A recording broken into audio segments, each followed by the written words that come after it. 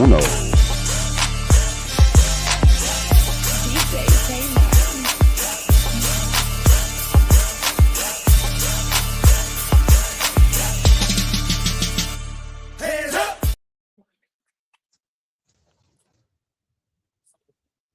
Welcome to In the Bonus, a hoop show for hoop heads. My name is Elias Zomar, and we got the vast majority of the crew here with us. The usual suspects, Simba.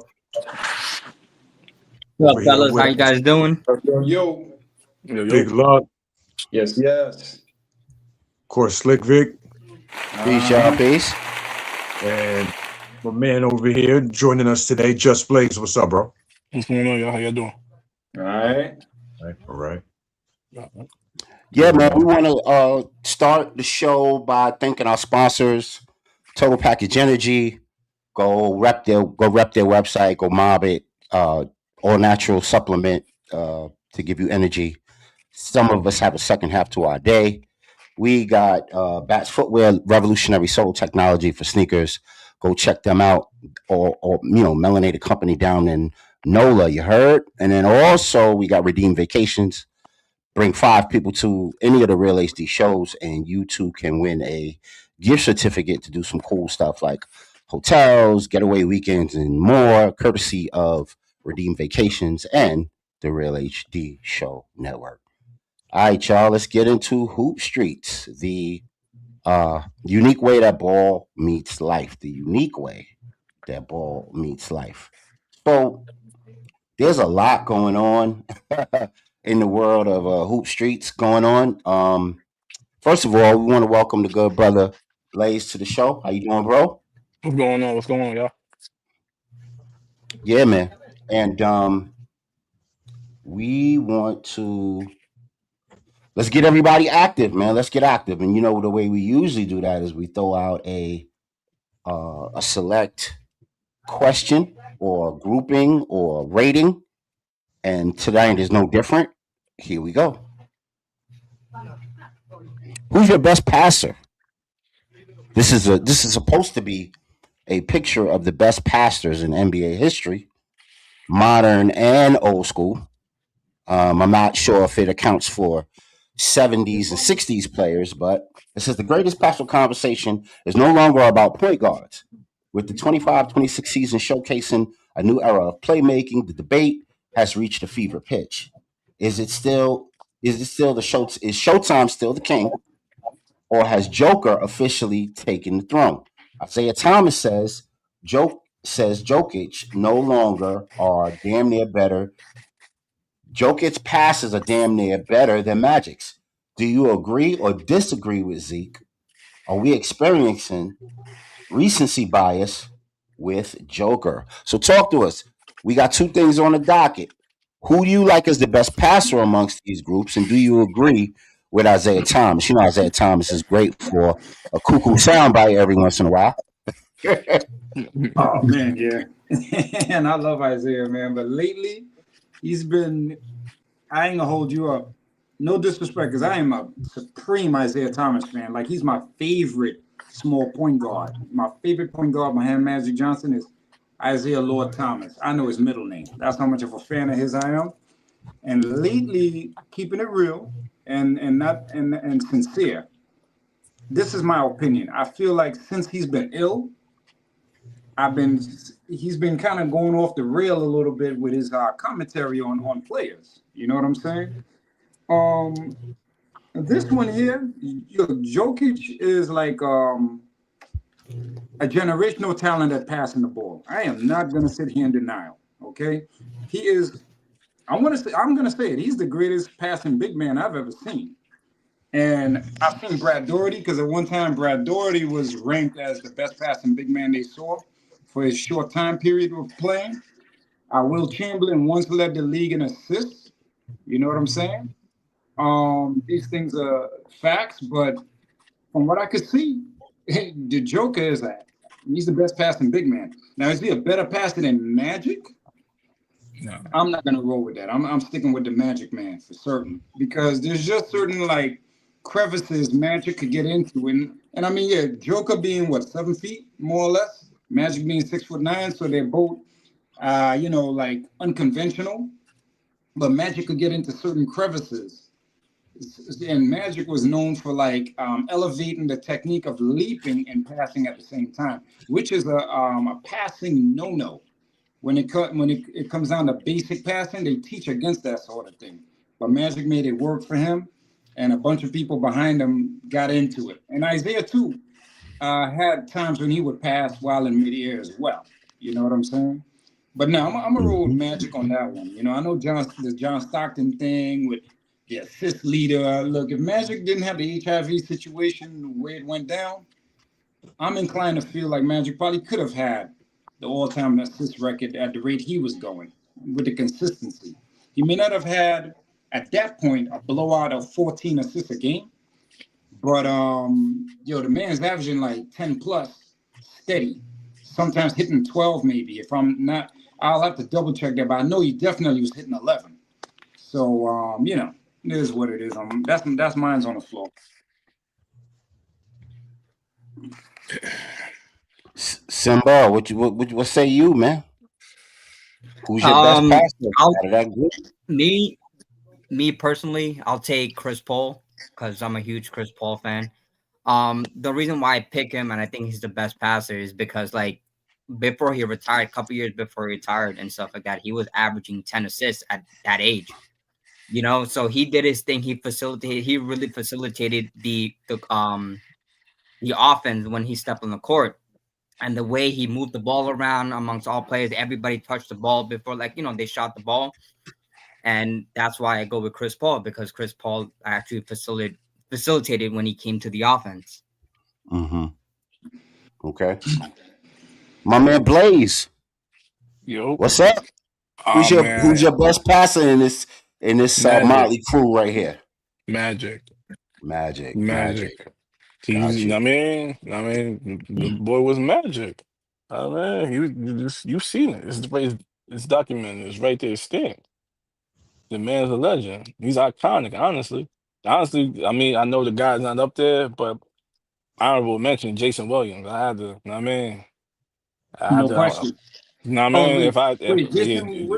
Jason Williams, white chocolate. What? Come on, man. That brother, I was right on the outside, man. That brother is a brother. Like no other, man. I ain't hating on him to that degree, but I'm just looking at his play. That man was nasty. I don't think he gets the recognition, but it's not about him, but Magic for sure. Copy that. What's the probably, mm-hmm. I mean, I think I gotta go with Magic, bro.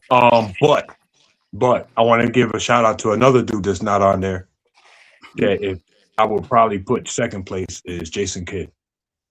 Oh yeah, I know. I should have said that. Damn, that's what I thought you was gonna That's roll a out good with. one. My bad. That's who I thought you was rolling out with, because I heard the J and I was like, wait a minute, it gotta be Kidd. Nah, that's crazy. I forgot about Jason Kidd. Jason Kidd, that's that man right there, though, boy. Yeah. Jason Williams is my man, but Jason Kidd, he's really him, though. I ain't gonna hold you up. All fun in the game. When you say Jason Williams, I'm thinking about the guy that got hurt on a motorcycle. Yeah. But I will say, like with Magic, with Jokic, they particularly with Magic, because he definitely started it. You know what I mean? Being the big oversized point guard, power forward size, really. But with guys like that, with him, Jokic, LeBron, I'm trying to think of some other Luka. There's lanes that they have, passing lanes that they have that the smaller point guards didn't like. All respect to Chris Paul. He probably the best one in the sense of like assists versus turnovers, because he don't turn the ball over. But there's certain things that these dudes, they're just Jokic can see shit that that Chris Paul just can't, because he's too small. You know what I mean? Right. Jokic is looking over the defense. But yeah, definitely for me, it's Magic. Yeah. All right. We have several people listening right now. So we're in the middle of Hoop Street, unique way that ball meets life. And in the conversation, we're talking about who is the best passer of this era or many eras. who can be a big man or could be playing a small forward or not small forward, shooting guard or point guard role. So I think Av just gave a great mention of some people who were playing who were not actually guards. Who do a great job of passing the ball. All right, anybody else on this whole piece yet? Anybody else on this? Everybody good with that one? Mm-hmm. So Yep. Yeah, man. All right. So, there's some trailers for the NBA out right now. And I wanted y'all to see a couple of them, and then we can talk about the X's and O's, the ebbs and flows of it all when it's when it reaches its entirety. Has some recent, comings and goings in the league, and this person created some trailers based on that, and want to show that real quick. Hold on. Okay, Jalen's got him rolling. Celtics are better without number 0. Who everyone says is just a cornball. You still texting legends that can't text back, bro? But Jason is ready to prove stakes are. He's been out for months. Hold on, I'll start that over.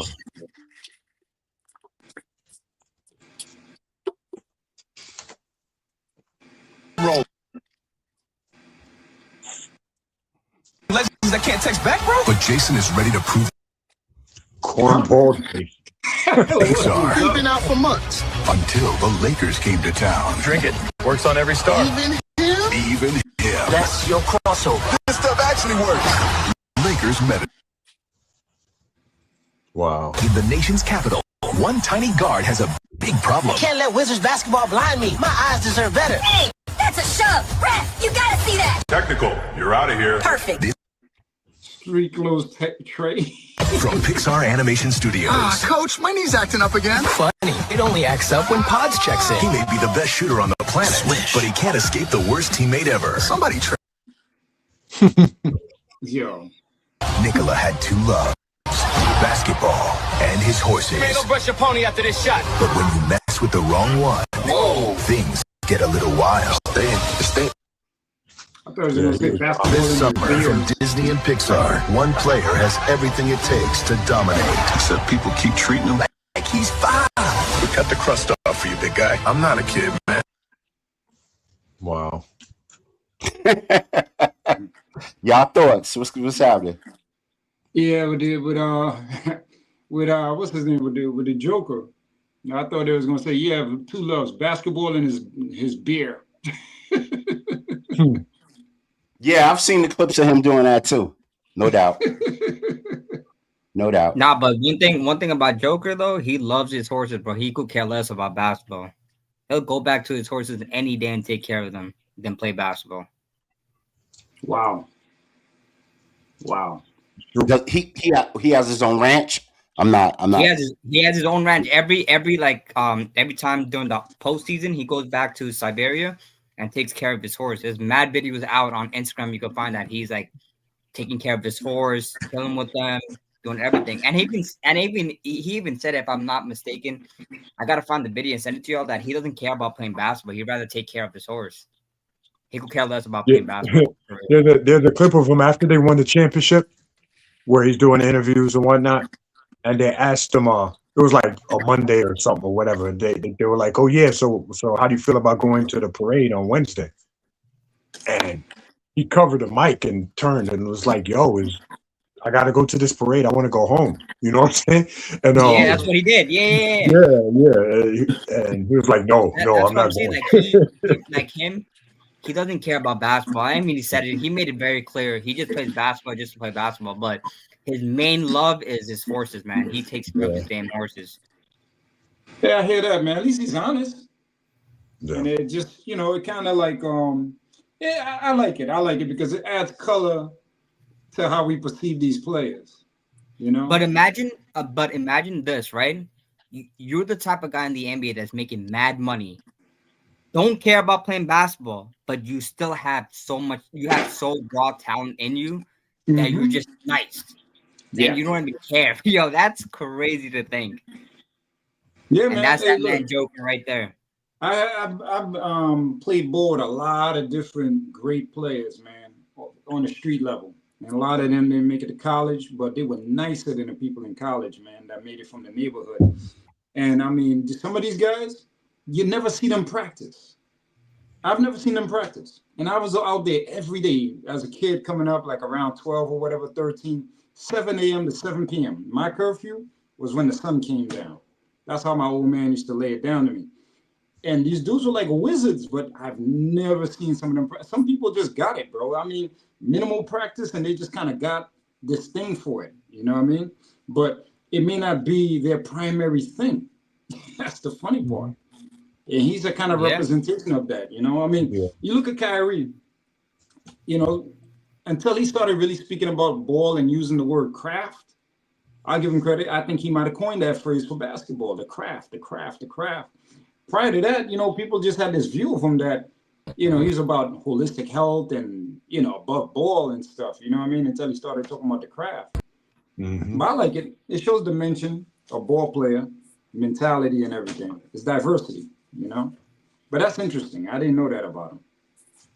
Yeah, a lot of these people, even out in the streets, if you look at them, a lot of people don't care about playing basketball. They just play basketball just to play basketball, right? Because it's in their gene, right? Like even like, because I could even tell even the game what I was telling you guys about earlier in the pre-show, that when we versed against LIJ, I saw some people that are just like big men. They're nice. They were shooting over people. They're nice. He's just like when we were talking to them, he's just like, yo, I don't play ball. I do not play ball at all. I just play ball just to have fun, but I don't play like, you know, like this. Right. I'm like, it's crazy to think that too. It's crazy to think that. Right. Now you had some guys, man. They just had it. I know a few of them, man. I know these guys. I know one guy. We had him on the show. My man, Stu the Barber. I knew guys who was revering Stu. And I'm telling you the truth. Me and Stu, like that. You know what I'm saying? Mikey and Ike. But I tell you something. Stu will come off of that handball court and just school people on the court. Had the smoothest handle. And I never seen Stu practice ball not one day. Not one day. He just had a smooth handle, man. And guys used to acknowledge that, you know? That's what I'm saying. That's why a lot of people don't talk about the game. When they step on the court, that's when the game comes out. You know, a lot of people say that, oh, look, you're whack. You know, you could never beat in a one-on-one game. But when you step on the court and you give them the business, then you're like, all right. People don't see that, you know? They don't see that, actually. Yeah. All right, let's get into this real quick. Best two-way player. Okay, when I say I'm the best two-way player in the league, it's not counting Wemby. He's not even human. He said, outside of Wemby, he's the best human being to play basketball right now. Well, he's saying he's the best two-way Just player. Blaze, what's your thoughts, man? I don't know now, man. He didn't even say black. He said human being. Like Lux said, though, he's saying he ain't the best player. He's saying the best two-way player. Two-way player. I think you gotta stress that. Two-way player. I think he. I mean, I think he's decent. I don't know if he's the best though. Okay. To be honest with you, he's good. I mean, but I'm not the biggest fan. I'm not the real big fan of him like that, to be real. Yeah. I mean, like he's alright to me. He just has to show out now. Like Jason Tatum's back, so I don't know if the boy gonna be. I don't know. He like Floyd Mayweather to me, dude. Like that was something that just makes it weird. I don't know why, man, but yeah, I think he's decent though. Okay. The only reason why he's saying that he's the best two-player, respectfully, because he got paid last summer. So that's why he's trying to prove a point. It's like why he got that much money. And that's why he thinks that he's the best two-way player. And arguably speaking, there's a lot of better players. I mean, Wemby is a cheat. Everybody knows that he's like 7'10", bro. He doesn't need to jump, do anything. Like, but outside of Wemby, there's other players that you could also like put against Jaylen Brown's like comment about him being the best two-way player in the NBA. But you know, it's like he raised a good point because he is a good two-way player. He's one of the best two-way players. But is he the best two-way player? That's a good question, man. I'm juggling in my head right now. You know, Yeah, the best two. matter of fact, look, I want to look and see what his stats look like this season. If he's the best two-way player in this season, then it's questionable. Like you could argue that. But if he says all time, then or like no, not all time. No. Yeah. But I mean, hell no. Yeah. But I mean, you gotta figure he's like 27 a game, probably something like that. You know what I mean? It'd be tough to find somebody that's as good as him offensively. That's just as good at defense. It'd be pretty tough because most of the guys that are like start getting to the 30-point, maybe Shea, maybe SGA, because he's tough on defense too. He's tough on defense too. You're right. Could But be SGA. He's also smaller too, though. So I don't know. Yeah, he's like what 6'4". SGA is 6'6". Something like that. 6'5". Yeah. Maybe 6'6". Yeah. Yeah, he's funny. He puts up a good argument. There's a good argument for him though with that. Yeah. There is a good argument for him with that because I know he can play defense. I know that. Mm-hmm. You see, Castle is not averaging 20 something like that. So that's it. Yeah, because Castle is a hell of a two-way player. Hell of a two-way player. But you have some two-way player who's a scorer and a two-way player who plays straight defense and doesn't care about the points. And then through the system. Yeah, that's true. I think Tony Allen was one. Tony Allen was a great two-way player. Yeah, he was a great two-way player. Okay. Like he was a lock. Like he didn't care about points. I'm like, he didn't, but he was elite. Lock you down. I'll lock you down, and he left it all on the court, man. I agree with that 100%. Yeah, he was one of the best defenders ever. Honestly, even Kobe said it. Yep. Nice. That's why Kobe hated to play against Memphis because of Tony Allen because he couldn't do as much. I don't know like Giannis though. If Castle, hypothetically, if Castle was in a different system, who knows? This is hypotheticals, though. We could only deal with actuals, right? I might say this guy Brown might be right, man. He might be right. But like Castle gets buckets, but Giannis is a very good one. Yeah. But Castle's issue is that he just can't. He hasn't been able to shoot yet. Once he gets a jumper lock, bro, then he's gonna be like Brown. He's gonna be scoring like 20 plus a game. You know what I mean? Yeah, but then again, it goes back to the point like maybe Castle doesn't want to develop a shot and just like be that guy just to lock up everybody or try to lock up everybody. He doesn't care about the points. So if he doesn't develop a shot, I think he wants to score. I think so too. Watching Castle, he's scoring like 17 a game, bro. Like he wants to score, and he's only a second-year player. You know what I mean? Yeah. But he just got to improve the jumper. And if he improves the jumper, then forget about the Spurs. Ain't nobody messing with the Spurs. Yeah, and also too, I think it's the system. It depends on the coaching system too. I mean, look at Kawhi Leonard when he was a Spur. He wasn't dropping like like when he won the MVP that time in the finals. He wasn't Mr. 20-something a game even. It was the system. The system and speaking of Kawhi Leonard, he's another great two-way player that we're not talking about. Facts. Yeah. Nice. Nice. There you go. Came up with names. Nice. Yep. Nice. See, you just mentioned you just mentioned that too, but you didn't even recognize he was the two. He's a healthy. Right. I'm talking about healthy Kawhi. Healthy. He's a killer on the. I was gonna say Melo, but Melo he ain't the best one. No, Melo's actually a good, decent two-way player. You talking about LaMelo? No, Melo. Carmelo Anthony. If we talk all the time, that's my guy. I don't know. Defensively, kind of. Yeah, that's what I was like. But I mean, he locked though. He was locking. If he really stayed focused, he was locking the people up a little bit. He was. Because he gave Kobe run for his money. Braun. Melo's good at pride defense. I think that defense is like his defense is when his pride is a little touched. Yeah, I agree. He's one of them guys. All right, so this is the rest of the quote. Okay. This is the rest of the quote here. Check it out. Okay, when I say I'm the best two-way player in the league, it's not counting Wemby. He is not even human. I'm the best human player. Oh no, you're bugging. Oh man, I'm not. He's bugging. Yeah, he needs to sit down somewhere. Mr. One championship, one Finals MVP. Relax, bro. Like it's like nah. You're Hey, bugging. no. Those are great accomplishments. I'm not gonna relax them on No, that. yeah, but Nah, it's to cool. say, That's to say that incredible. Look in at Charles Barkley. He never gotten that, so I'm not gonna downplay Charles his. Barkley ain't had the people that he had. I ain't gonna Right. lie, Charles Barkley was a beast, but Charles Barkley had a valid team, which I'm not saying the other Yeah. guys wasn't good, but No. look, Barkley would have had a chip. Barkley No, would he have had would a have. chip. He would have. Everything was timing with Barkley. Timing and decisions. You know what I mean? Just timing and decisions. And that Phoenix But Sun jersey back then was so tough. hell yeah. That shit was tough. I Facts. want one so bad. I was like, they ain't Facts. coming out with that at all, man. What? You Damn. can't find it? I can't find that shit for nothing. I'm talking about the throwback Oh one man. at all, man. But Oh yeah, that's not. man. But I know what Barkley you're deserves talking a about too. ring. You're talking about I can't get damn, into you them talking shit about at all. you talking about the very first one like that came out of the 80s, or you talking about the one when Barkley and them The was Prime rocking? 90, the Prime 91, Okay, Nice. gotcha.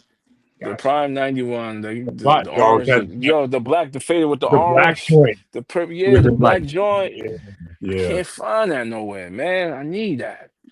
Yeah. It gotta be out All there right, somewhere. hey, Simba. Here's something going on in the world of college, right? Little trend going on in yeah, college hoops. College yeah. hoops. Now, let me show this real quick. All right. Give it a sec. Come on.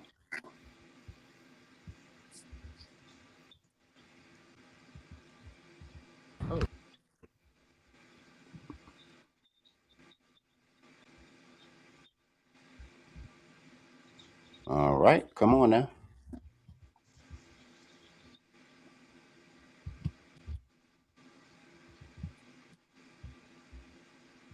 All right, we'll come back to that. We'll come back to that. Hold on, let me see if it'll act right now. Hold on.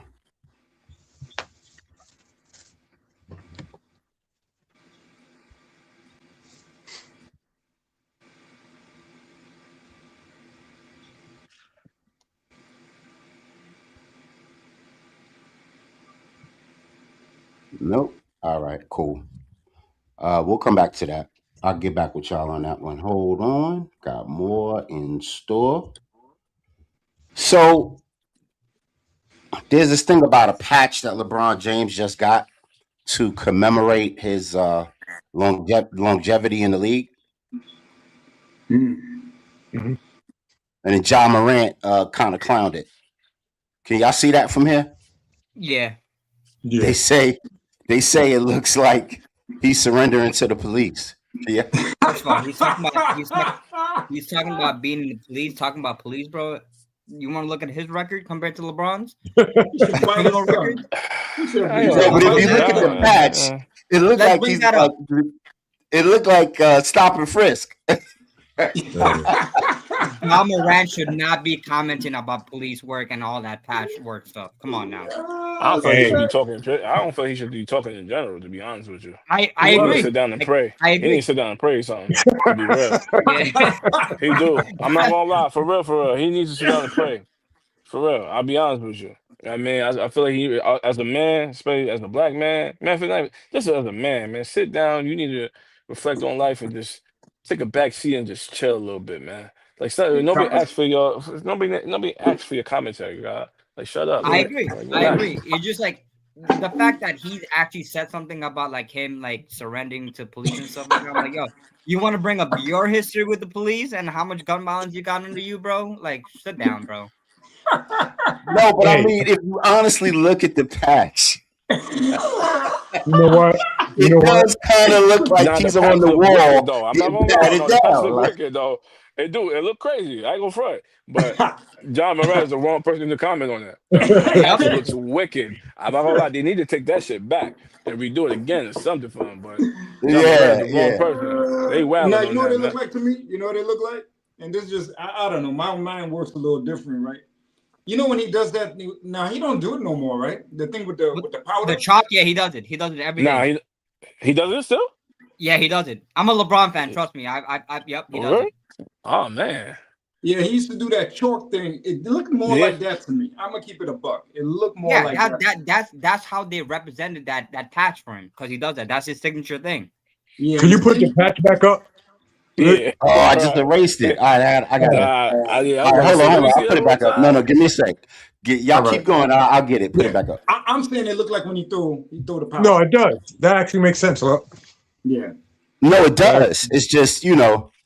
If you look at it, you ever see one of them? You ever see one of them joints online, and they be asking you, "Well, what do you see when you look at this picture?" Yeah. Are you supposed to be smart enough? What's your IQ when you look at this picture? What do you see? If you only see, some food, you're an idiot. Right. Look, put them glasses back on. Let's see that. Like, put them glasses back on. I know you have to glasses to see that patch, bro. Yeah, give me a sec. It's supposed to be him with the dust, with the chalk dust before the game. That's what I think. That's exactly what it's supposed to be, but it kind of fails in some artistic interpretation. Yeah, but they could do better. They could have gave a better pose of him doing something else. You know what I'm saying? Dunking. I don't know, man. You know what? When you look at them with their marketing could be a little off sometimes depending on what team is working on it. Like that statue of Dwayne Wade forever is going to be the worst. At least he has one. Oh, yeah. But the worst out of all of them. Basura, man. That shit trash. That look like the dude from Stargate. Basura. So here it is. Yeah. You know what it looked like to me? Yeah. Like if you change his hands a little bit and you put a little lion cub in his hands. Yeah. Simba. He look like nah. he a whole Rafiki ass in that motherfucker. Yo, God, son. I know your father. Oh shit. The only thing greater than me, right, Vic? They should have at least some powder, like something up there to represent that he's doing that. And he do sound like he's surrendering in some way. Like, yo, hold on, like it wasn't me. Yeah.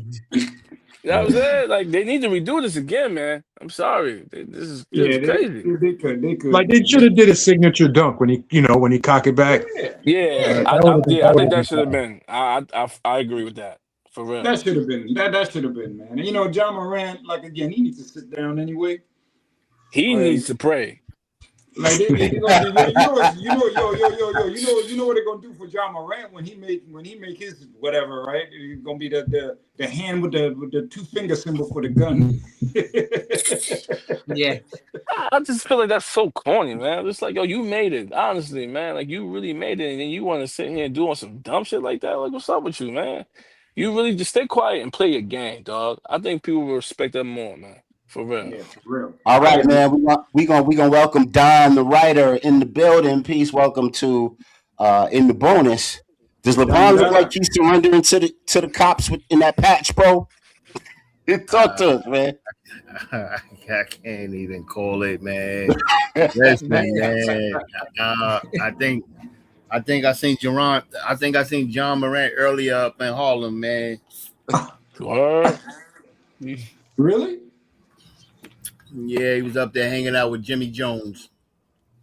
Ooh, that's crazy work. That's the wrong dude to be hanging out with, man.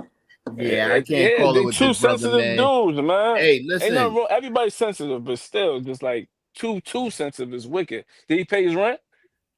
Listen. Jim need a bodyguard. He got the right dude, the dude like to carry around 6 shooters. Yeah. But he talk a lot. His son talk a lot, man. Like he just talk too much, man. He can't. He from the east side, man. We from the west side. He don't do that much talking on the west side like that. Yo, any wrestling fans out here? Like Mick Foley. Bang bang. Yo, Just, I'm gonna be honest with you, brother. I'm not a fan of that dude. My cousin, God rest his soul, used to hang with that dude, Stack Bundles, man. So I'm not a fan of that dude. Stack your cousin? That's family, man. Yeah. What? Yo, Squad from the Rock. Come on, man. That was the God. He was ahead of his time, huh? Yes, he was. Man, I seen Stack on the Avenue. This is 2005 or 6 before he passed, dog. Yo, that man right there, I don't care what nobody's saying, man. Lyrical assassinator. I appreciate it, man. Now, know as well, see how you dropped a Stack story? Don's one of my chosen brothers since like 95. You know what I'm saying? Yeah, but you know what's crazy? The crazy thing is I seen his cousin once too, and you know what? It was on music business. From the time I seen him, because I was in a record store, and at the time mixtapes was popping crazy. And he just came through. It's a real humble story. Nothing flashy about it. He just came through. He was like, yo, what's up with the sales? Boom, boom, boom. And he was just handling business. You know what I mean? But he was cool as hell, though. That's the word I was looking for, consignment. So he never always stood the same. The way I seen him on the DVDs. Yeah, absolutely. And when I seen him in person, I always seen him one time in person. Yeah, and absolutely. Son was mad cool. Like he was not on no superstar status. I know this is not basketball, my fault, but Stack Bundles, like especially for Queens. I was born in Harlem, raised in Queens, and I was back and forth throughout my life. Stack Bundles to me is like top 5 Queens, hands down. I don't care what nobody tell me. Appreciate that, man. I appreciate the love, man. For real. Far Rock America, man. Word. All right, so let's get into this real quick. Let's stay on the LeBron subject. Wait, you doing a Floyd Mayweather? Let me see. I've never been over there. I saw that. Heard great things. Oh, he going for the bag. Oh. So is that a gotcha moment, or was that, or is LeBron here cooning? Simba, talk to us. Oh, wow. You put me on the spot. I'd like he put me on the spot like several times. Like, bless America. Land that I love. Yeah, I like how you put me on the spot. Honestly, like, no comment on this, man. I'll keep it to myself. He played the fifth. He played the fifth on this one, everybody. That's funny. Just Blaze, what do you think, man? Is this a gotcha moment for LeBron, or is he on cool train? Oh no, he's cooning. That's a cool brother. That brother needs a cool. Oh boy, that brother cooning, man. Listen, I think LeBron. I never met the guy, but honestly, I think he is an actual good person. But it's too much cooning for me. Like coonversity, like coonology, man. He's wilding. Okay, he is wilding.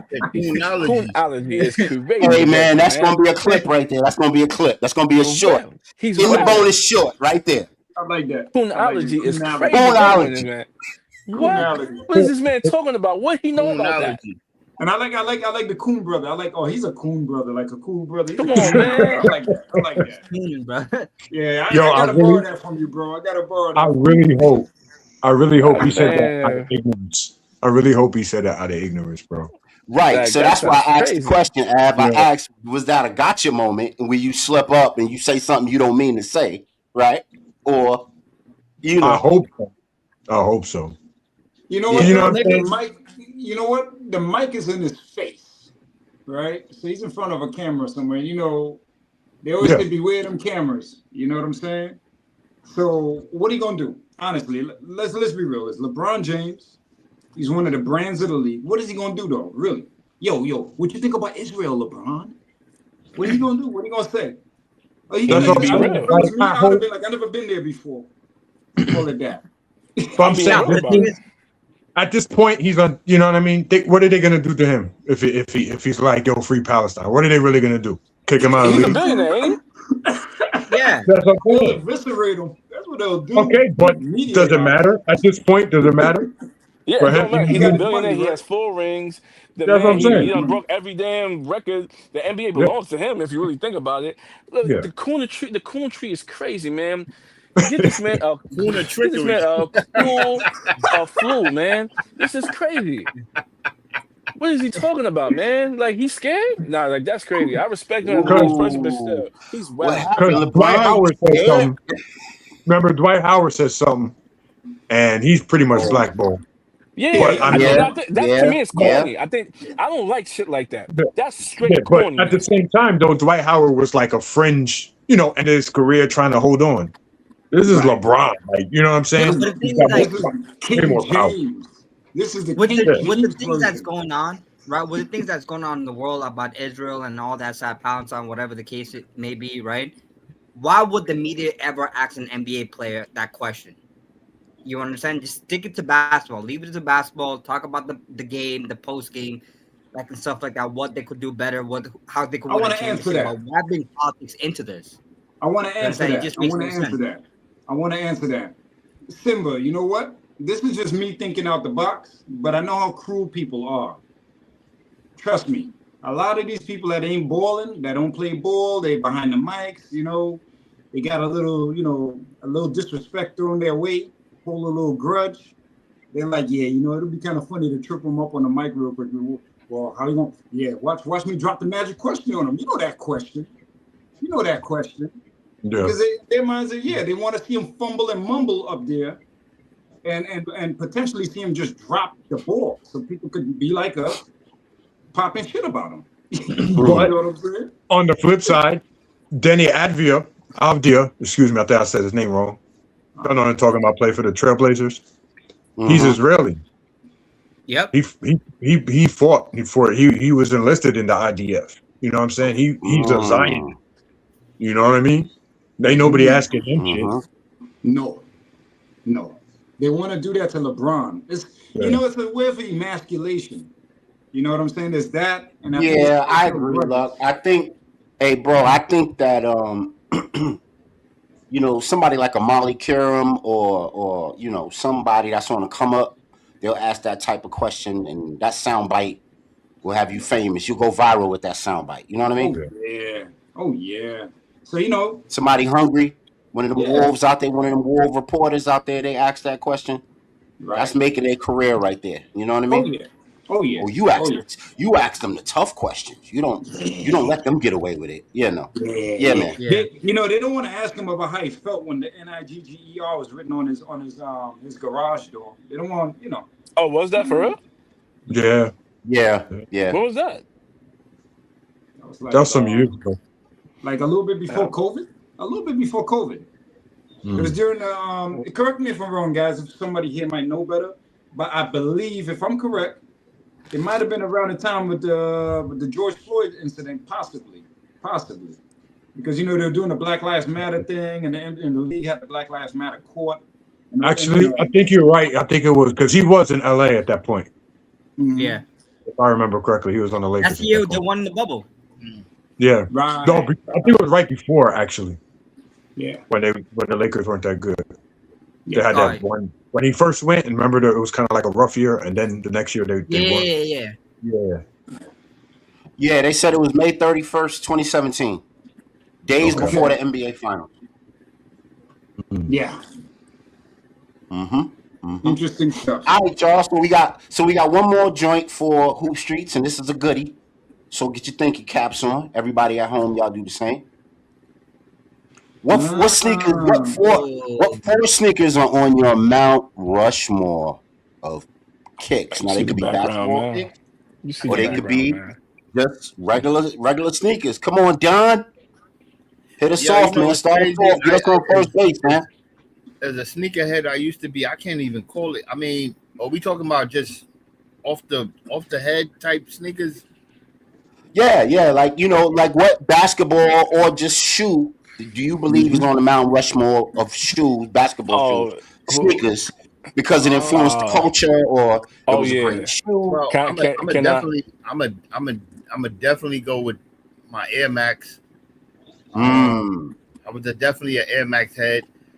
Definitely those. You talking about Tim Duncan's? What we talking about? Which Air Max? I had the 95s, just. Oh, I'm going Air Bacon. Yeah, the 95 joints, and then those gray mics. Actually, my favorite Michael Jordan sneaker of all time is the Bugs Bunny joints. The Bugs Bunny 8s. The 8s? Okay. The 8s. Got you. Simple. That's a fact. Oh, I thought you was talking about the Space Jams. Is that the same shit? Those are 11s. Yeah. Those are the 11s. No, Space Jams are the 9s and the 11s. Right. Yeah, the 9s. Okay. Yeah, those are like my favorite joints, and then I go with the regular all white Air Force Ones. Okay. Definitely. I want to say when it came to Adidas, actually it was the I can't name it the joints, man, but they are low top cut joint. They had like the line in the front on the top of the sneaker, but I can't remember the name of them, man. Oh, I think they call the Sumas. The Sumas. The Sambas. Yeah, the Sambas? The Sambas. Yeah. I had those joints, and that was basically it right there. All Okay. right. You talking about All right. sneakers now? All right, cool. Here we go. Is Just, the free poll? Everybody can Go talk? ahead, Jess. just All go right, ahead, man. cool. Seems like you I seem like you bet. got a lot of energy for this. Oh Go yeah, ahead, for bro. sure. All day. Air Bacon's for sure. The Heat colorway. You know what I mean? The Tim Hardaway joints. Gotta go for those. Those are the ones that right there shook the streets early in the 90s. Gotta go for those. The Total Max foam posits. The aka the Tim Duncan joints. The Gotta go for phone those in the positive. Yes, streets. sir. Yes, Yes, sir. Those sir, were Sweet. fire. Yes, You sir. gotta go for Yes, you sir. gotta go to regular phone posits, the Penny Hardaway joints, the Royal Blue joints. You gotta go for Yes. those. Yes. If we want to Yes. talk about, I'm gonna talk like my OG just said, Don, correct? Yep. All right, what up, Don? What's I good, gotta go man? to I gotta go to high top, all white with the sun yellow joints, the highlight yellow high top Air Force One joints. You gotta go for Oh those. yeah. Those was platinum in the streets, heavy. Uncle had those before he got locked up. Damn. What else were you talking about, man? You got me hyped right now, B. Word. Um, Go ahead, Word. man. I thought it was interesting. Man. Yeah, no, I love this right here. Damn, what it is on here that I got, man. If you talking Jordans, man, you gotta go infrared sixes, 91, first championship. Ooh. You gotta go threes, free throw line, 88 dunk contest, one. Dominique Wilkins versus man, you got man, Chicago ones, B, the Concord Chicago ones. Yep. 11s. Chicago, you know what I mean? Man, dude. The Flint Nines, even though he did it in Wizards in 2002, like this Mm-hmm. guy, man, like it's crazy. It's crazy out here, man. Like I could go. I could go, man. I don't know. I'm just No looking doubt. at the wall real quick. Yeah, go ahead. Somebody else go ahead because I'm gonna go. I know Tracy. Simba. My sleeper is the Tracy McGrady joints, man. The Adidas joints? Yeah. Okay. Oh, my fault. The Kobe Crazy Eights. I gotta go for those. My bad. Gotta say those. The Crazy Eights those was crazy. Yep. Simba, Shaqnosis. what you got? For my sneakers, I gotta go with in any order. I'll go with the Chicago ones, the original Chicago ones. Go with that. My favorite Jordan of all time is going to be the True Blue threes, which I love. Nike in the back. Yes, Nike in the back, of course. My man. All right. Then I would go. Here where it gets tricky, right? Because I have two in mind that I like. I like the Colombian 11s the original Colombian 11s. Yeah. Then here's the thing, right? I when it comes to Jordan and stuff like that, I don't have like a top four because it's a lot on my head, a lot on my mind. Like I could put up there in different order. But I like the Shanghai fives were nice too. Those are tough.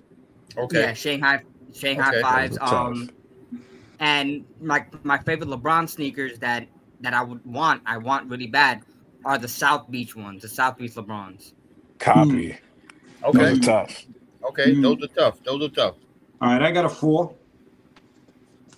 All right, so I'm rolling out with the Dr. J Converse All Stars because Thank you. Somebody talk black to me. Talk black to me real quick. I'm rolling out with Let's those. go, bro. I'm rolling out with those first because Doc was the first dude to get his own sneaker like that. You know what I mean? And that actually moved you from the Converse and Pro Cats, the classic Converse All Stars and Pro Cats, to like, okay, now this is looking different. You know what I'm saying? Was them Dr. J sneakers. Then number 2, I'm rolling with Converse Weapons because when Doc got his deal, then that opened up a little more creative space. And then Larry Bird, Bernard King, Magic Johnson, Isaiah Thomas, they all got these Converse Weapon sneakers. You know what I'm saying? And that was big for a little while. And in between there, for the college ranks, the Nike Terminators, the blue and gray ones, Georgetown Hoya edition. Yeah. Right? Those old school joints, though. The sneaker that took us out of here into the future, obviously, the red and black Air Jordans. So that's and the red and blacks could be in the front because salute. You know that kind of took you to the next level. You know what I'm saying? Yeah. Nobody mentioned the leather breads, man. It's hard because we only got 4, right? On the Yeah, I ain't even know my fault. I know you The said red and black patent leather breads, man. Them joints can't beat it. Yeah, I know I Can't went over beat it. I didn't even have a rush, man. I was just talking about sneakers that went crazy in the Now it's street. all So good. my fault. Yeah, fun. My Yeah, bad. fun. It's all good. It's My all about bad, fun, man. man. Yeah, for Nah. Ain't no real. bad. Nah, it's all good. It's fun. And then lastly, I'm just gonna give 2 for mine, and I'm gonna get Tom's Mount you know Rushmore Tom gonna have the good of sneakers. Ooh. Tom gonna The have blue, the gray on blue suede Pumas. Knock it off. Ooh. Knock it off. The Clyde. You wear them joints to school, you was official. The Clydes. The Clydes. And I think Clyde, correct me if I'm wrong. I think Clyde Frazier actually wore those on the court, did he not? I don't know, but I know I wore. think he did. Yes, sir. This place was hot. Right, Tom Cat, man, give us your Mount Rushmore of sneakers, man. Your uncles played with Clyde, right, Don, while you was rocking them sneakers? Yeah. Suede Pumas, Shell to Adidas. I had a pair of Pro Specs. All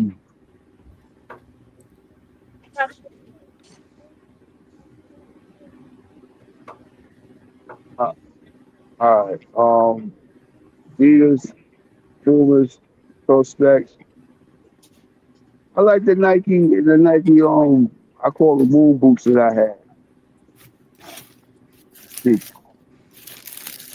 And I gotta give credit to Barkley. Barkley had a couple of good pairs of sneakers too. Yes. Yeah. Barkley had some joints. Yes. Barkley had some joints. You know, Definitely had some mention. Tom CB34s. Tom brought up the Shell to Adidas, y'all. Tom brought those up, and you know what? I was gonna write them in my list, and I'll tell you the reason why. I think Kareem. Oh, absolutely. I think Kareem actually wore those on the court a few times. Yeah, they all stars. Classics. Yeah, I think Kareem. You know all stars of Kareem. What the CB4s? Shell toes is classic. Am I right or wrong? Did any of you ever see Kareem rock those shell tops? Oh, the shell tops. Yeah. No. High top. Yeah, those are superstars. Okay. I know I've seen Kareem rock them joints a few times, man. He was the only one I've seen do it because he was running with Adidas at the time. And then I know Walton had some top 10s or something like that. But before we head out, right? Blade, check these out. What you got? Oh, yeah, those are fire. Okay. Those are fire. Oh, okay. Carmine's? Carmine 6. Carmine's? You gotta go for those, man. Yeah, that's clean right there. Yeah, brand new. It's still best stock, still in the box. Don't get me hyped, man. Chill, man. Nah, listen. Now, I got the. You see the wall right behind me, man. I'm not trying to pull nothing out, dogs. Yeah. Look, I'm gonna take them back. I think the only person that might not remember these is Simba, but I still got a fresh pair too. I got about 2 of them, man. They was a classic. I got to bring out the Deodoras, man. Oh, the Deodoras. Okay. Ooh. Gotta bring out the Deodoras. Yeah, those are classics. Yo, the Deodoras. What do you say, Sam? Deodoras. What was the sneaker name that you just mentioned that I don't know? Because I clearly don't know. I'm trying to do research on them. If you got some Deodoras, I'm coming to your crib, Simba. Deodoras were with my watch. To the crib. Deodoras were with my Washington Capitals, Washington Cap hockey jersey. Yes, sir. A lot of hockey jersey fans. All right, y'all. Way before Fab and all of them. Yes, sir. All right, y'all. So before we get out of here, real quick, we want to show some hometown love for a couple of hoopers that are connected with the program.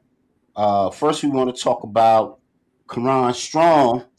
Here we got a picture with Tom Cat and the fam, and we got a picture with the famous hooper. Skip to my little. Talk to us about this Tom. Talk to us about this Tom Cat. All right, so he didn't get there late, but one of the sons was there, and he's like, everybody talk to this guy for autographs, getting autographs from him.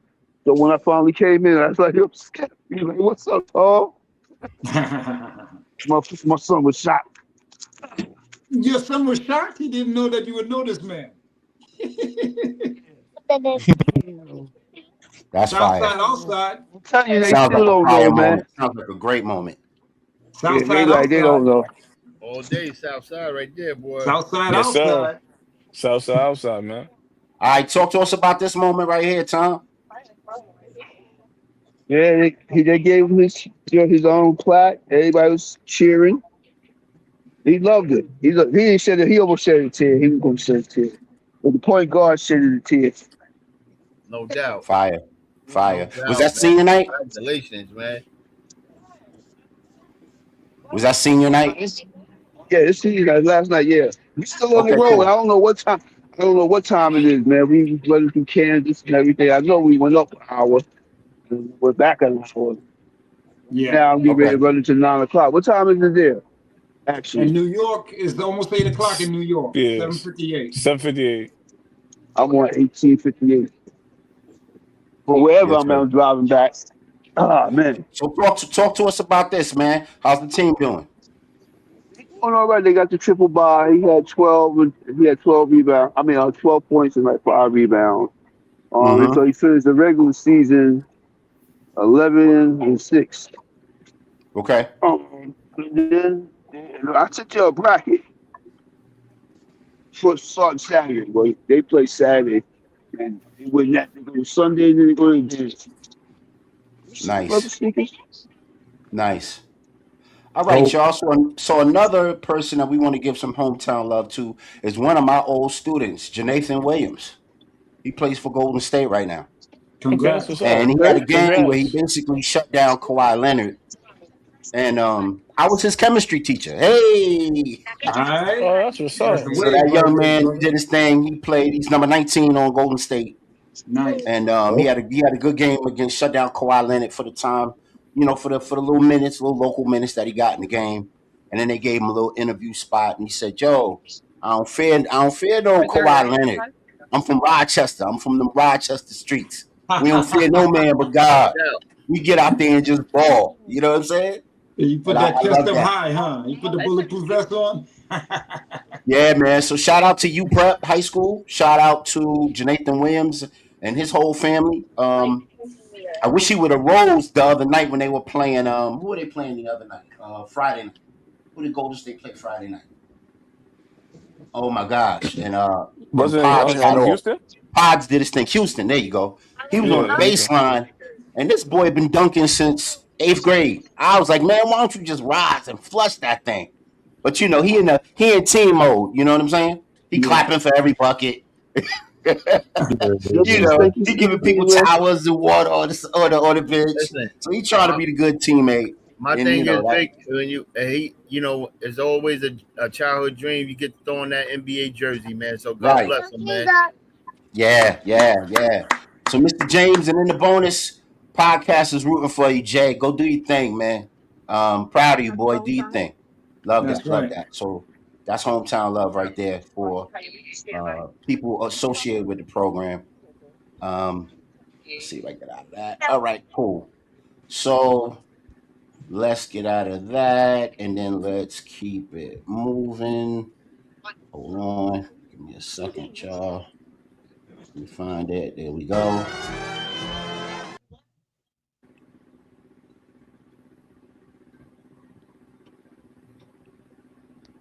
The level of 6 degrees of separation on this show is crazy. What you mean? Meaning like this. Look at that. AJ used to teach this young man. Now he's in the NBA shutting down Kawhi Leonard. Mm-hmm. Don is best friends with Stephon Castle's father. You know what I'm saying? And my parents actually know his grandfather. You should have that conversation with Rue, Don. Okay. Yeah, have that conversation. A lot of 6 degrees of separation going on here. I played with Stephon Marbury, right?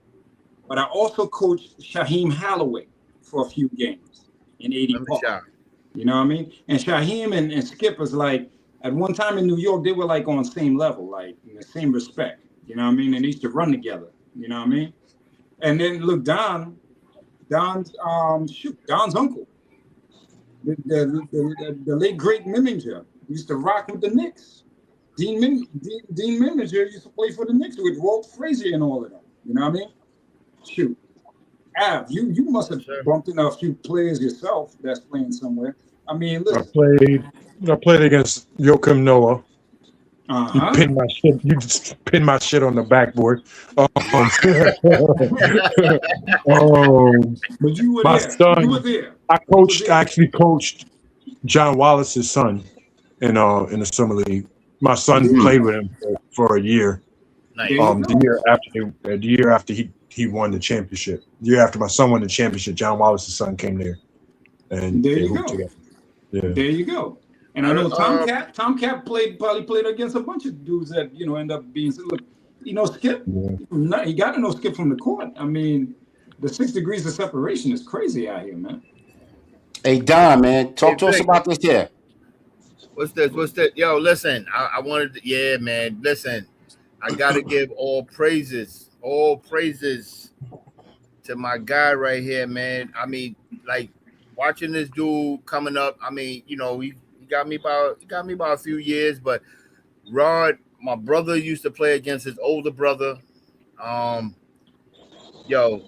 got nothing but love for Rod Strickland and what he's doing. LIU, they haven't been to the tournament since one of the dudes I used to play against. I don't know if you remember this guy named Charles Jones. Used to play at LIU, and it's just good, man, to know people when they on the come up. And, it's just big things for Rod Strickland, man. And I hope they do good in the dance, man.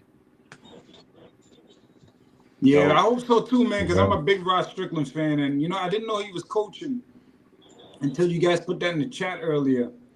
And I was like, whoa, nice. I'm a big Rod Strickland fan. Huge Rod Strickland fan. Absolutely. I want to give another shout out too, man. I don't know if you guys spoke about it earlier, to Stephon Marbury for helping out Sebastian Telfair, man. I gotta give him some love, man. Yeah, he's helping. He's they family, but he helped them since he's been out of jail. He's actually helping Sebastian start up his own business. Good.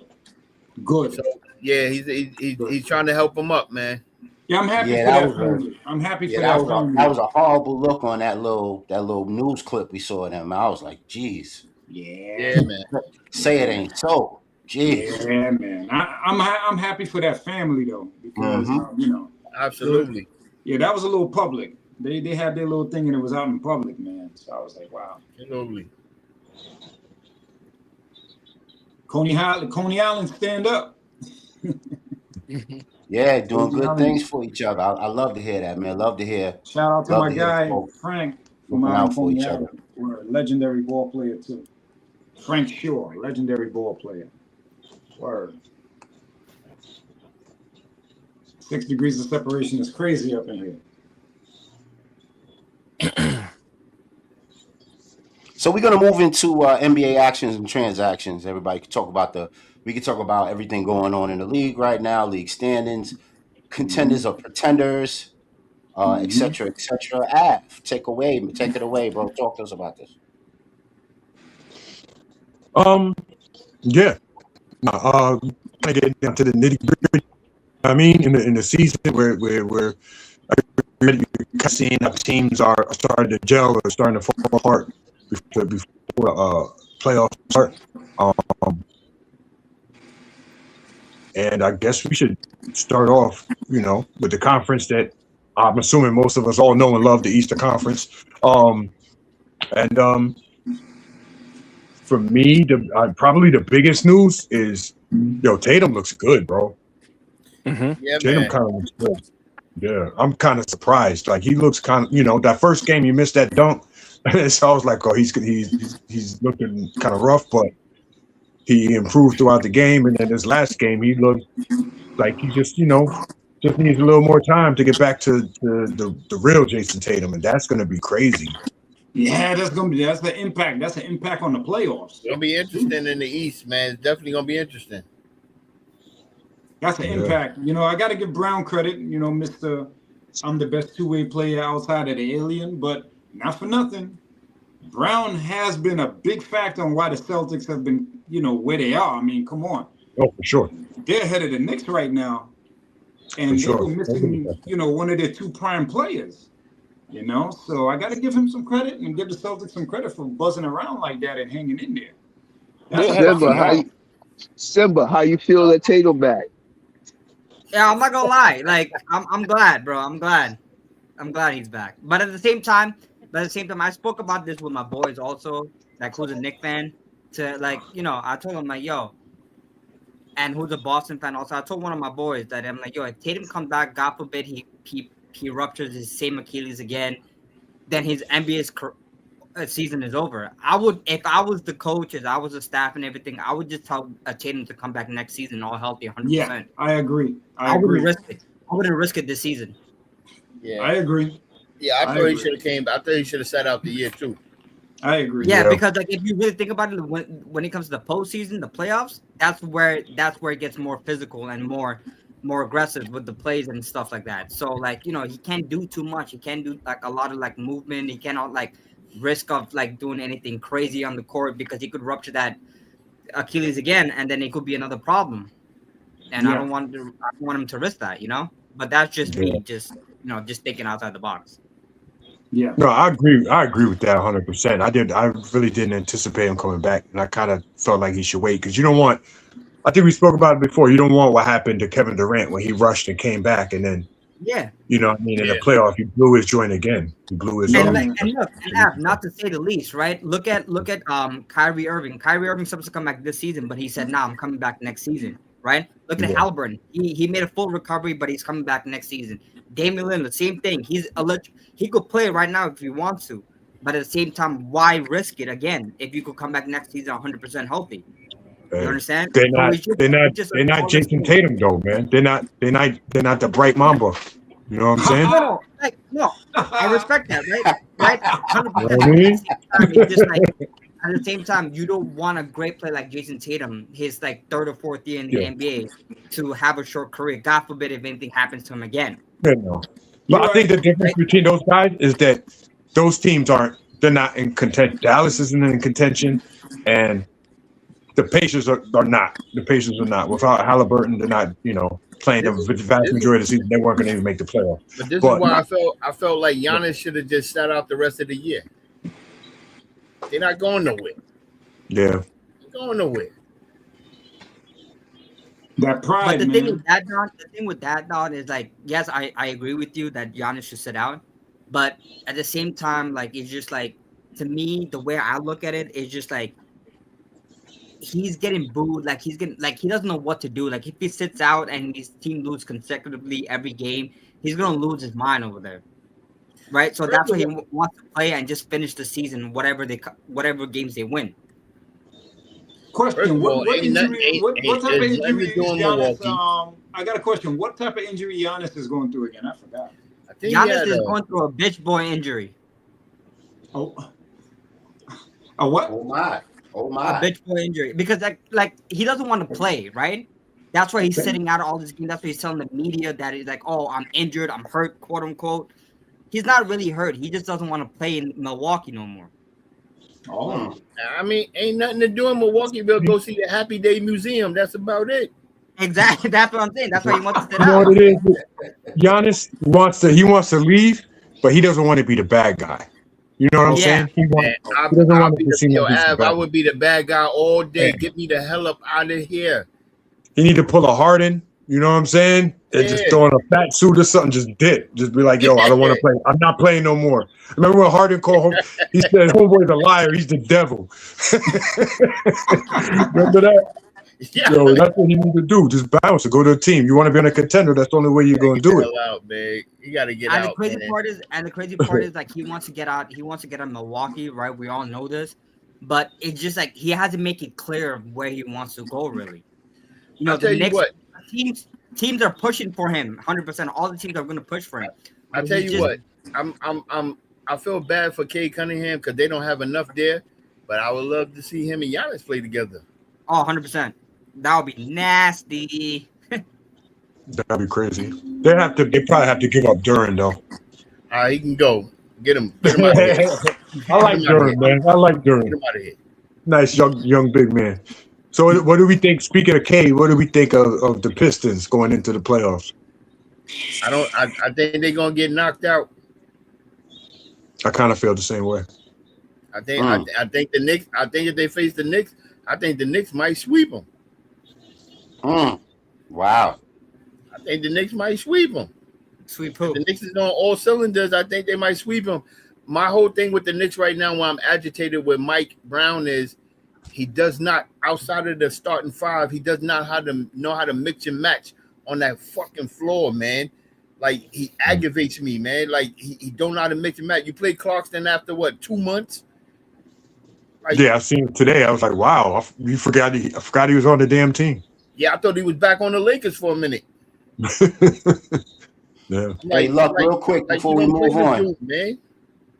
Hey, Luck, real quick before we move on, man. Read who's in the first 3 slots for positional for the playoffs or in the standings, and then we'll go to the West Coast. Read the last 2, and then do the same thing for the West, and then we can have a proper conversation. Help us out. If you can't see it, let me know. I'll have Simba Bayless do it. Can you see it? Simba, can you rock that out for us real quick? Read us the standings in the East. In the first, you want me to read the first 2 7 or the first 3? Just real quick, go over the 10, and then I'll put the West Coast up, and we don't have to talk about each one, but just run it down, and I'll put the West up. We can run it down, and then we can continue. Got it. 1 through 10. Here we go. We got Detroit, Celtics, bum ass Knicks, Cleveland, Raptors, Magic, Heat, the Sixers, Hawks, and Hornets.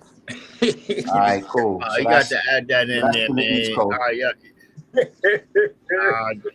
You know what, man? Yeah, he partying like Lil Penny right now, son. Yeah, I see he partying. Yeah, listen, the Knicks will win before LeBron grow back his hairline, man. Yeah, son. I believe that. Hey, let me put the disclaimer up. We here at In the Bonus Hoops are not responsible if Simba gets snuffed out on the way home tomorrow for talking crap about the Knicks. We do not condone any behavior. Yo, son. Oh, man. Son. All right. Go ahead, bro. Do the West real quick. For the West, we got OKC, we got the Spurs, we got Houston, we got Timberwolves, we got the Golden Girl Lakers, the Golden Girl Lakers, we got the Nuggets, the Suns, the Warriors, Clippers, and the Trailblazers. All right. Just wanted to put that up there for the officialness of it all as we talk about our with the fake Pat Riley coach.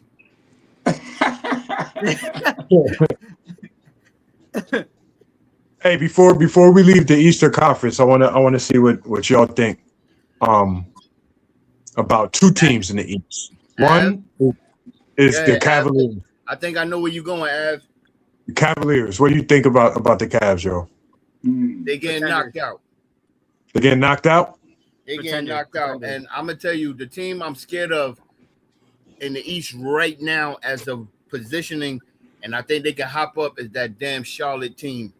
That was the second team I was going to ask about. I think that team is very dangerous. I even think they can even beat my Knicks. Like, I'm very scared of that team and the cohesiveness that they're starting to show for the last month and a half. I think the team, outside of Boston, and even with Boston, how they blew them out, I really, those top 4 teams in the East, I think need to be scared who they play, and I don't think neither one of them should play Charlotte. Wow. I think the only way I feel the same way. I think the only way Boston beats Charlotte is because they got Tatum back. Yeah, I feel the same way. I feel like the Hornets could be a A dark a horse. first round upset team. You know what I mean? Knock one of these guys out. Absolutely. But they got none to lose, and they got shooters, bro, everywhere. Yes, sir. Hey, let's ask our guest. Hey, Just, man, what you think about this East Coast and the way it's gonna shake out? You still there, bro? What happened? Sorry. Talking to me? No, I was asking Just what he thought about the East Coast and the way it's gonna East Coast of the league and the way it's gonna shake out. I think Charlotte is definitely something to look at for sure. Detroit, to me, I feel like they tough. They're honest. And Cavaliers, they can go either way. They can probably go to the second round, maybe get knocked out, eliminated the first round. They're not doing too bad right now. Just they had Harden. I feel like my Knicks. We lost you for about 5 seconds. Say it again. No, I said I really hope. I really think that my Knicks. But it's gonna be a tough road.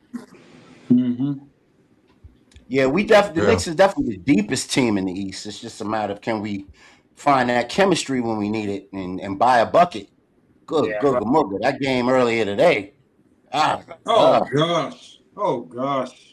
Against the Lakers? I knew Simba was going to be doing a little penny right now. I knew he's going to do the little penny dance right now. Who you said Simba against the who? The Los Angeles Fakers? The Golden Girl Lakers. That sounded a little sassy, bro. I ain't going to even hold you. Yo, I'm not gonna lie. The Golden Girls? I don't know about all that, bro. You see, this is what I'm talking about, man. We shouldn't have lost to them today, B. Like, I was like, what's going on? But you gotta look at the big picture. This is the reason why I came on here late, man, because I didn't want to hear Simba talking about them, man. I didn't want to hear it, man. Hey, you gotta look at the big picture though. Like, look, they played the Spurs, beat the Spurs, go on the road trip, right? They played OKC, lost by 3 in a tough game, right? If I remember correctly. And those are the champs. Then they played Denver, smacked Denver, right? Right, former and then, so you're playing, 3 bona fide contender teams, and you're 2-1, so you're feeling good. Then you play, the JV LA team. Not even I guess you could say they're the best team at LA. I don't know. You know what I'm saying? I haven't watched the Sparks lately, so I don't know. But, and you have a letdown game. You know what I'm saying? If you're not playing your hardest, against the toughest competition. They got 2 white chocolates on the team, man. That's about it, man. 2 white chocolates, that's it, man. And they not going nowhere. You got the fake Pat Riley. I mean, they're not going nowhere, man. The dude calling another white dude the N-word. Like, you got Marcus Smart flopping around like a madman. Come on, man. What are we doing here in La La Land, man? I want to say something real quick. Av, you brought up a good point. I'm trying to remember, boy. It was such a hot point that you just raised, too. Oh, yeah, I got it. That's something I was wondering about the Knicks about a week and a half ago, and I forgot to bring it up. Are the Knicks the type of team that played to the competition that they got in front of them? Yes. They like the damn Jets. Yes. Yes, and more yes. Yeah, because I started thinking, am I crazy? But are they just playing to the level of the people in front of them? Because how you beat the champion killer, right? Being the Spurs, because they're killing the champs over there, right? Then you go lose by a few points to the champs, right? That's acceptable, right? But then you come and you play the Lakers, and you lose to these guys. They got no LeBron or nothing. These guys. Nothing. Absolutely nothing. The only thing good over there is the sunshine. For real. Nothing. Luka traditionally. He's nice. Even when he was in Dallas, he always kills the Knicks. Exactly. You know what I mean? But other than that. Come on, you let Hachimura go 3 for 4 from 3-point range. Come on, man. Yeah, they play to the competition. That's All right, let's dangerous, talk about these. Let's talk about these West Coast contenders or pretenders. What y'all think? You know who I got? I got the number 2 team right there. San Antonio. All day. Yeah. All day. They're going to beat your Lakers too, by the way, Simba. That's fine. That's fine. No, that's not fine, man. That's fine. That's not fine, man. Don, listen. You supposed to say the Lakers going to win. Nah, Don. See, I see what you're trying to do, and let me tell everybody this, right? Yeah. Don, I know you're trying to get under my skin with the Lakers and stuff like that, but I'm a humble Laker guy, all right? I know they're not going to go far, so you can make fun of it all you want. I'm just going to agree with it, and I know the truth. I know the fact. But the thing is, with y'all being Knicks fans, right, y'all don't listen. Y'all think you're going to win every year. Every year never happens. Come on now. Like, you guys got to give up on that. You guys got to give up on the dream. You guys won the cup because we felt bad for you, bro. We felt bad for y'all. That's the only trophy y'all raising this year. That's All right, it. I think it's time to mute this guy. He's talking too much, man. Put him on black ice real quick. What's going on, man? Hey, Blaze, who you got for these contenders or pretenders in the West Coast, man? Talk to us. I'll be honest with you. Man, them Timberwolves and Rockets, boy. I feel like nobody. Anthony, man, that boy Ant-Man. Ant-Man's a problem. That man look like Jordan. He's a beast. He look like Jordan's son for real. Like something wrong. Something I don't know. That might be his father. hey, hold on. Hey, could you be my daddy? Could you be my daddy? It was done. I was on TikTok yesterday. This dude, they had a side-by-side comparison. This dude really moved like Jordan, dog. Well, he actually worked out with Mike during the summer. Oh, he did? Okay. Well, that's big. I didn't know that. That's big. Yeah. He worked out with Mike. Mike actually reached out to him. That's big. Because, I saw a quote the other day where they asked Jordan about him. And Jordan said, that's the guy I turned my TV on for. Like that. Yeah, Mike loves the kid. Yeah, Mike gave him a quote recently. Mike gave him some love. I guess he's Mike's son again. Yeah, for sure. Yeah. Hey, Ab, a little bit too many Jordan cigars and cognac on the road. I don't know. Could have happened. Could have happened. It could have happened. The Jordan DNA might be running around like Game of Thrones. Like Game of Thrones, there's a bunch of Jordan babies running around. It might could be that we don't know about. It might could be. I got stories of his wife hunting him all over Manhattan when he came to play against the Knicks back in the 90s. Remember that. I'm talking about she was with her crew of girls and they were going from club to club. And like dudes would roll up on her like, yo, mommy, yo, blah, blah, blah. And she'd go like this. Ring in their face. I'm Mrs. Jordan. She was looking for her husband. My coach around the way, my man Al, God bless the ones that move on. The father of the drug-free That's Me tournament. Yeah, he used to work with the Knicks, and he had to look out for Mike a few times. Like, yo, Mike, your wife looking for you, man. You need to get out of the club. How they look for me? I'm out. So what you guys are saying? Who knows? Who knows? Two sons didn't make it. Maybe the third one did. You never know. I mean, the dude said he never grew up with his father, man. So, yeah. Hell, he looked more like Mike than his sons do. Facts. And he played more like Mike than the sons do too. Yeah, double facts. Right, that part. His sons play like Bronny. Ass. And so shit. Oh my God, bro! Don't get me started on Bronny. Do me a favor, brother. Pull up the list, bro. Let's work on that. Where Bronny goes, the Lakers go. That's crazy. Listen, bro. Like, oh my God, bro. Don't get me started on Bronny. Don't. Hey, listen, I have to cut this off, man. I'm gonna FaceTime my son, guys. I appreciate No it. doubt. Yeah, man. Come back again, man. All right, brother. They know for sure, guys. Thank you, man. Peace, brother. Peace.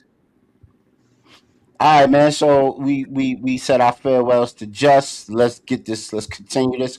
While we're on the West Coast, there's some things happening, and it's this here right here. You know, Mike Brown had his words about that tough Nick loss, and whether or not SGA is performing for the refs.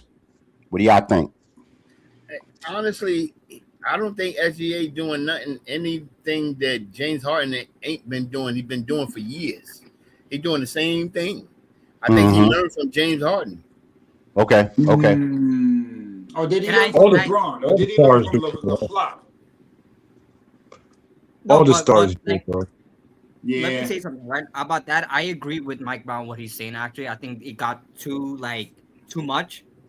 Right, I'm not a Knicks fan, but I'm calling out what's right because I've seen plays where when they broke down the plays and stuff like that and did it in slow motion, bro, there was barely any contact, and he's getting the call. That's not wrong. You're giving him the call every time he touches the ball. It's not fair. It doesn't make the game fun. It doesn't prove nothing. But he shoots less free throws than Luka. So how is No, but at the same time, if you really think about it, though, every time, even a little soft touch or a finger, he flops. It's getting ridiculous. They need to investigate in that. I think the NBA needs to investigate in that, and really give him suspension or something like that because it's getting ridiculous. I think it's overstated, bro. I think it's overstated because he's like, if I remember correctly, he's third in the league in free throw attempts, right? Okay. Luka leading the league in scoring. Luka is number 1 in the league in free throw attempts. I'm trying to remember who the other person is, but of the players, by far, SGA is Denny. I think it's Denny Avia. SGA and Denny Avia are the ones that drive to the basket the most. Luka is the one that is on the perimeter the most, and yet he's getting the most fouls. I think he flops, but his flop is in a different way. His flop is talking shit to the refs, because nobody talks more shit to the referees than Luka. But and I'm a Luka fan, just being honest, because if he misses any shot that he misses, he's screaming at the refs for a foul, and he doesn't get, that, and he don't get back on defense. He always been like that. Yeah. But I think all the elite scorers, they all kind of have their little, trick to try to get that foul call and get those extra points. I think it's part of being at this point, it's part of being a great scorer. So yeah, but you know what I mean? But can I say something? Can I add to that? Right, imagine this was a finals, right? And you're down. The Knicks are playing OKC in the finals. Pretend this was the finals that they played, right? Game 7 on the line, right? 2 minutes down, and Shea's getting all that call. How would everybody in the NBA? I know certain people will be happy, it is what it is. But I'm talking about standpoint of a Knicks fan. You understand? It's just BS, to be honest. I don't I think they need to do more investigation. I think the refs need to check reviews, check plays and stuff like that. Because if this happened in the finals, God forbid, it's a crucial thing, man. It's a crucial thing. And a lot of people not even realizing that. A lot of people's not realizing that. The NBA has gone way too soft. That's why the SGA is getting all the calls. Because if you put one finger on a person, it's and it's crazy. And it's crazy to seem that way. Yeah, I remember Reggie Miller was doing the very same thing. The flop tonics. You flop before you go up, and you make sure the ball goes in the air so you can get to the strike. I feel like one of the best innovators of that was Paul Pierce, because I remember he was the first one I seen that would drive to the basket, and as he's gathering the ball about to go up, he would do the head back throw thing. You know how everybody would throw their head back. There was contact and give that little hey, you know what I mean? And every time, and he would get the call, and it would be nothing. You know what I'm talking about? Yeah. That's from there, I forgot all about LeBron got that, and dudes just do it. You go to the AAU game now, and you'll see kids playing it. They drive in the basket, they just scream, "Hey!" You know what I mean? Oh man, really? It's a foul call. And the crazy part is it's fun that you mentioned that too, because the game will be played on Friday. Like my teammates were doing that too. We were all doing that. Got the basket, like, hey, and we put our hands up, like where's the call? And that is the funniest thing, bro. It's funny that you mentioned that too. But no, shout out to my boys though. Shout out to my teammate at Zucker, bro. Zucker Hillside. Luck knows where we at with that. That's right. Zucker Hillside all the time. We outside too. Dope, man, this is bad. This saddens me though. You know, I feel another double dribble coming up, man. Because you see, like this sort of thing, we're gonna have to talk about this for a segment, man. This is affecting generations to come now. Everybody gonna be going through the lane. I'm like, oh man, come on, man. Back in the day, Dr. J was too busy looking good going to the bucket to go. Too busy looking good, man. Finger rolling, dunking on people. He's just too busy looking good. Jordan was too busy looking good. That's one thing with Jordan. Correct me if I'm wrong, but I've never seen Jordan like flop. I've never seen him use that. I've seen Jordan flop. I've seen Jordan flop. Really? Yeah. Wow. All right. I've seen Jordan get calls by talking to the ref, and the ref being like, "Oh, I didn't see it, but if you say so, Mike." I've seen that. Yeah. Seen that joint. Come on, man. I seen that. I seen that fault right there. That I seen. I was like, damn, Jordan got it like that. That was crazy. Yeah, I seen that. Yeah, I seen that. He said, but if you say it, Mike, I believe you. I was like, what? Yeah, I didn't see it, but I believe you, Mike. Yo, that was crazy. That was crazy. I seen him travel.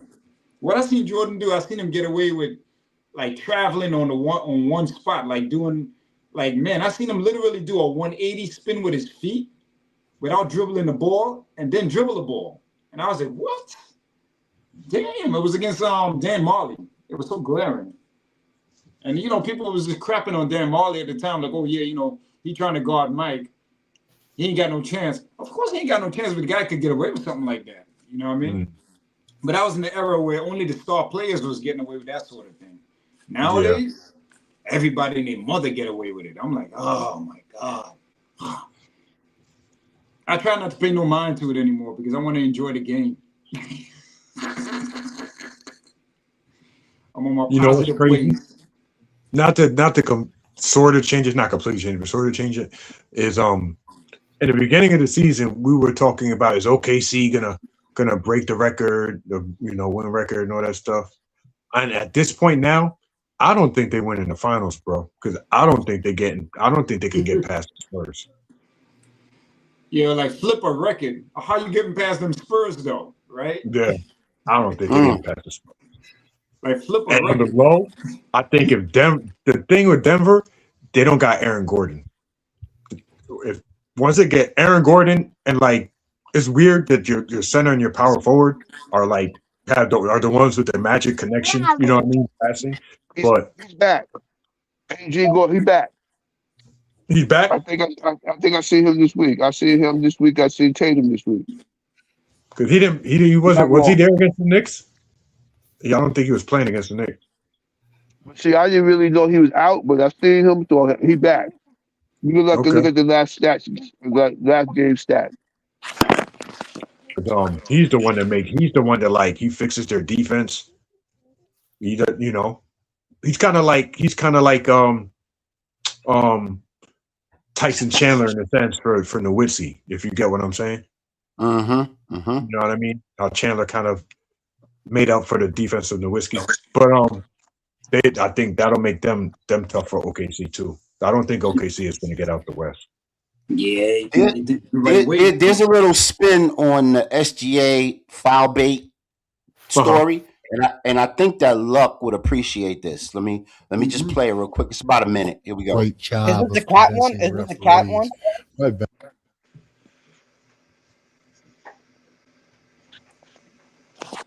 Better than anybody in the league that he's getting hit. This could be taken one of two ways. Either SGA is great at accentuating illegal contact, or he's flopping his way to bogus calls. Knicks fans would choose the latter, and it centers on this play that sent Mike Brown into a tailspin and earned him his first technical foul as a Knicks coach. Knicks fans have every right to be livid. Jalen Brunson puts his body on the line, beats him to the spot, and takes his shoulder to the chest, which would have been SGA's third foul in the first quarter. No whistle. And it seems totally unfair when you see OG Anunoby go right to the hoop, get the call and the N1, only to have it challenged and turned into an offensive foul. How can this play be a charge, but this one wasn't? Here's the part that might make you even angrier. The refs were actually correct on both calls. Now, there's something fundamentally different about these two sequences. Can you see what it is? If you said that one is a dribbler and the other is a cutter, you'd be absolutely correct. And I'm willing to wager you had no idea that there are two separate rules for these instances. For a traditional charge, like we're used to seeing most often, as long as the defender is in legal guarding position, it doesn't matter when the defender gets to his spot. You might even insist that the defender has to have his feet set. But guess what? There is nothing in the NBA rulebook that requires that. So just delete it from your brain now. All you got to do is beat the dribbler to the spot, be directly in the path and squared up, absorb the contact, draw the charge. But now let's look at the rest of this rule, the part you probably didn't even know existed. A defensive player must allow a moving player the opportunity to avoid contact when the offensive player receives a pass outside the lower defensive box. When SGA catches this ball, he is clearly outside the LDB, which means Brunson must allow SGA the opportunity to avoid the contact. SGA even tries to stop, but still runs into him. Clear evidence he didn't have a chance to avoid this. So the only thing this could be called is a defensive foul. However, it's not a ton of contact, didn't affect SGA's balance, so they allowed the flow of the game to continue. Rightfully so. I can almost... All right, what y'all think? Oh, man. Okay. See, it's overcomplication. Just okay.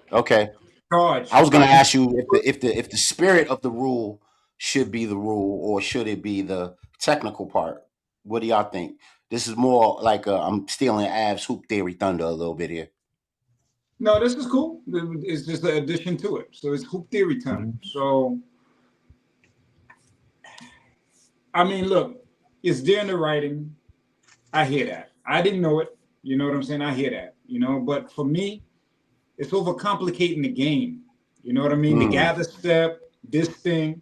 Back in the day, I plant my feet, I catch a charge. Simple. None of this other stuff, man.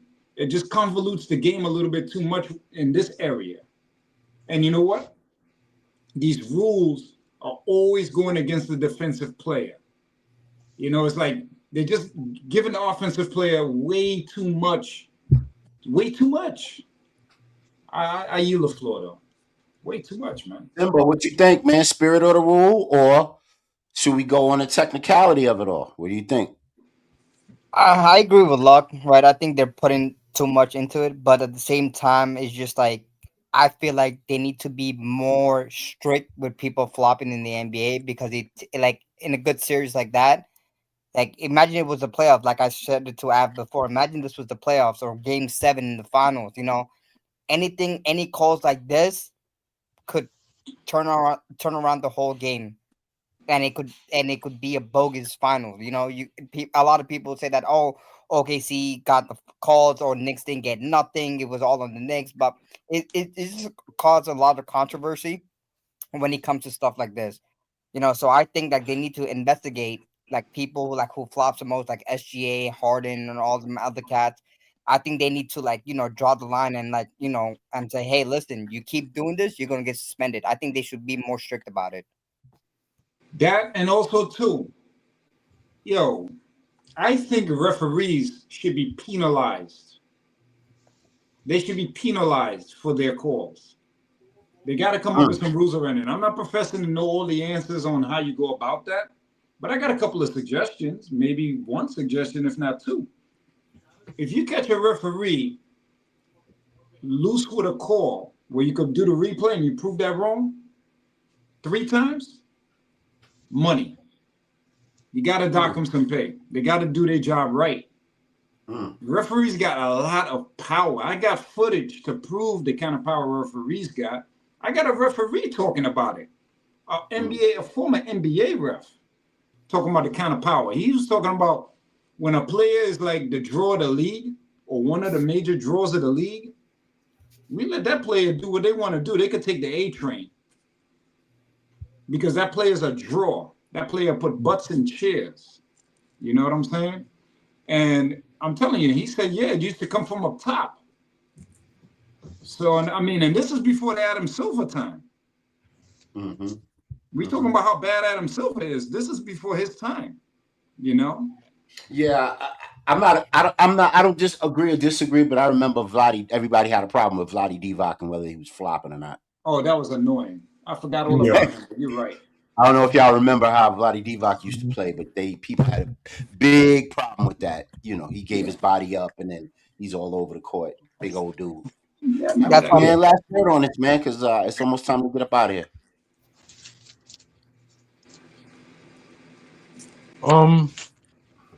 Flop. I mean, I feel like in the spirit of the call, the whole concept of a foul is supposed to be: does it give the person an advantage? You know what I mean? Does the physical contact give the offense to the defense an unfair advantage? That's the whole point of a foul, right? You know what I mean? At its core. And I think that's what should be the deciding factor. As far as like SGA per se, I don't think he's any worse than a lot of the other guys. Like, there are very few guys that don't flop. You know what I mean? And the ones that don't flop, we talk about guys like OG, Isaiah Stewart. You know what I'm saying? Like, maybe, and they don't flop probably because they're too damn strong to flop. You know what I mean? But I don't know. I think that should be. I think it should be more in the spirit of the concept of a foul. So I kind of agree with you. I think in that sense, Vic. Good segment, man. I mean, let us know at home on all the channels that are broadcasting. You're getting in the bonus right now, and let us know at home what you think. Timestamp this segment and let us know. Put it in the comments what you think about the SGA flop bait. Is it a real thing or is it not? We'll do our other segments next time we get on. And Av, man, take us out. All right, good show, man. Shout out to Just Blaze joining us. Hopefully he comes back and jumps in the panel again. Shout out to Tom and his son. Shout out to Don, who had to dip a little early. And yeah, man, been a great show. Lakers still suck. Garbage. In the bonus, we out. We out.